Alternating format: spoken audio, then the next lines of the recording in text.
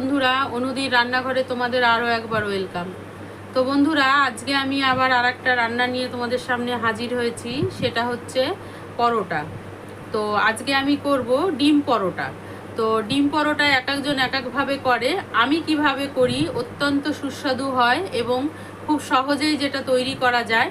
তো চলো আমি তোমাদের সাথে এখন শেয়ার করছি কিভাবে ডিম পরোটা করতে হয়। তো বন্ধুরা, আমি এই ডিম পরোটাটা করব, আমি ম্যাক্সিমাম ইয়েটাই নেব, আটা দিয়ে করব আমি।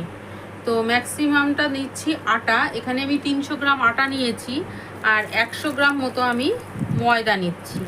ময়দাটা কম দেব। এবার দিতে হবে, দেখো আমাকে এটার মধ্যে স্বাদ অনুসারে লবণ দিলাম। তারপরে দেব আমি একটু লঙ্কার গুঁড়ো। এবার দেব আমি একটু গরম মশলার গুঁড়ো। ডিমের যে আসছে একটা গন্ধ থাকে, সেটা গরম মশলাটা দিলে পরে আর একদমই থাকবে না। সরি। এবার আমি দিচ্ছি দুটো ডিম ভেঙে দিচ্ছি।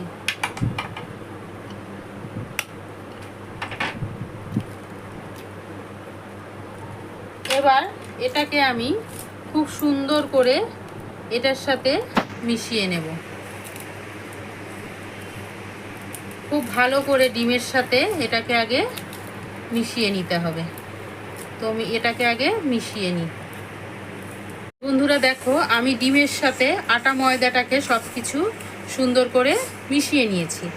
এবার আমি দেব এটার মধ্যে একটু কালো জিরা। কালো জিরা দিলে যে কোনো পরোটাই খেতে খুব সুন্দর হয়। তারপরে দেব আমি এটার মধ্যে তেল। আমি এই পরোটাটা করব সর্ষের তেলে। সর্ষের তেলে এই ডিম পরোটাটা করে দেখবে, স্বাদটা খুব সুন্দর হয়। এবার সর্ষের তেল দিয়ে এটাকে আমি ভালো করে মিশিয়ে নিলাম। এবার আমি একটু একটু করে জল দেব আর এটাকে মেখে নেব। এবার আমি একটু করে করে জল দেব, দিয়ে এটাকে সুন্দর একটা ডো তৈরি করে নেব।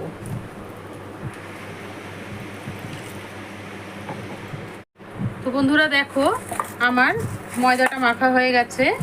এবার খুব একটা শক্ত করব না, খুব একটা নরম করব না, এরকম রুটি যেরকম বানাই তার থেকে একটু নরম করব। এবার আমি এগুলো থেকে লেচি বানিয়ে নিয়ে এবার বেলবো।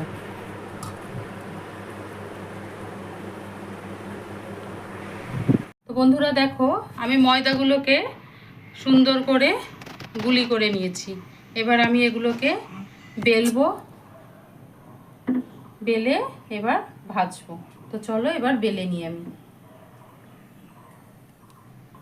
তো বন্ধুরা, আমি অলরেডি দেখো চাটু বসিয়ে দিয়েছি। এবার পরোটাটা শুকনো চাটুতে আগে আমি একটু সেঁকে নেব।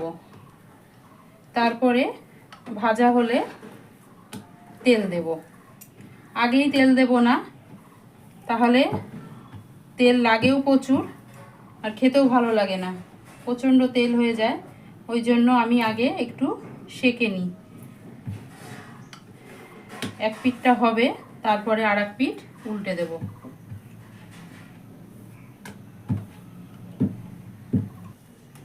বন্ধুরা দেখো, আমি পরোটাগুলোকে এইভাবে আগে সেঁকে নিচ্ছি। শুকনো করে আগে সেঁকে নিলাম। এইভাবে সব পরোটাগুলোকে আমি এক এক করে শুকনো খোলায় সেঁকে নেব। তারপরে একবারে তেল দিয়ে সবগুলোকে ভেজে নেব। দেখো, এমনিতেই আমার পরোটাগুলো কি সুন্দর ফুলে উঠছে। তো এবার আমি সব পরোটাগুলো এক এক করে সেঁকে নিই।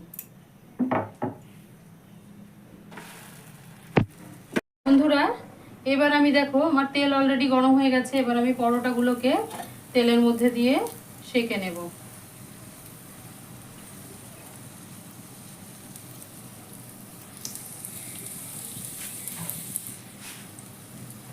এটা করলে সময়ও সেভ হয়, কারণ অলরেডি তো আমার ভাজা রয়েছে।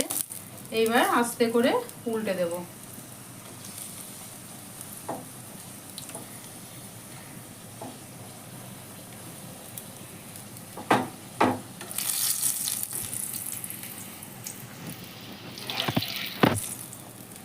এই প্রসেসে তোমরা অবশ্যই বাড়িতে ট্রাই করবে, দেখবে খুব সুন্দর খেতে হয়।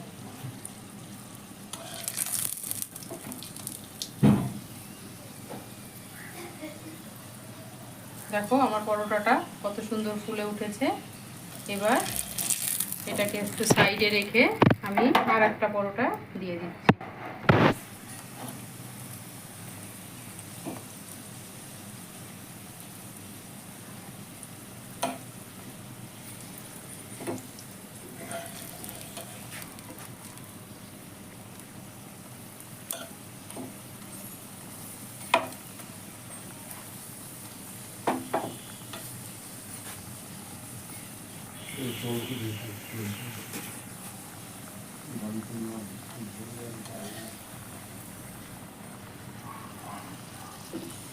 দেখো আমার আর একটা পরোটাও কত তাড়াতাড়ি হয়ে গেল।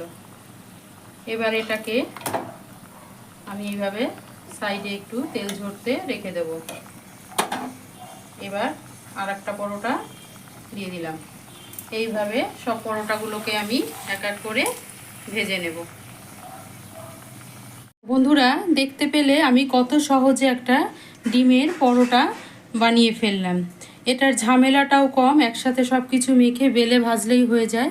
আর সঙ্গে আমি করেছি তোমার পনির দিয়ে আলু দিয়ে একটা পাতলা পাতলা ঝোল টাইপের।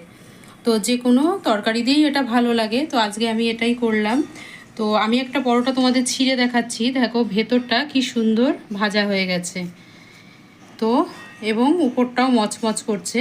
তো তোমরা এই প্রসেস অবলম্বন করে অবশ্যই বাড়িতে এরকমভাবে পরোটা তৈরি করে খেয়ে দেখবে এবং আমাকে কমেন্টস করে জানাবে তোমাদের কেমন লাগলো। আশা করি তোমাদের সকলের ভালো লাগবে। তো নতুন বন্ধুরা হলে প্লিজ প্লিজ আমার চ্যানেলটাকে সাবস্ক্রাইব করে দিতে ভুলো না। পুরনো বন্ধুরা তো আমার পাশে আছোই এবং আমার পাশে থাকবে। প্রচুর লাইক করো, কমেন্টস করো এবং সকলের মধ্যে শেয়ার করে দিও, তাহলে সকলেই আমার রান্নাগুলো জানতে পারবে।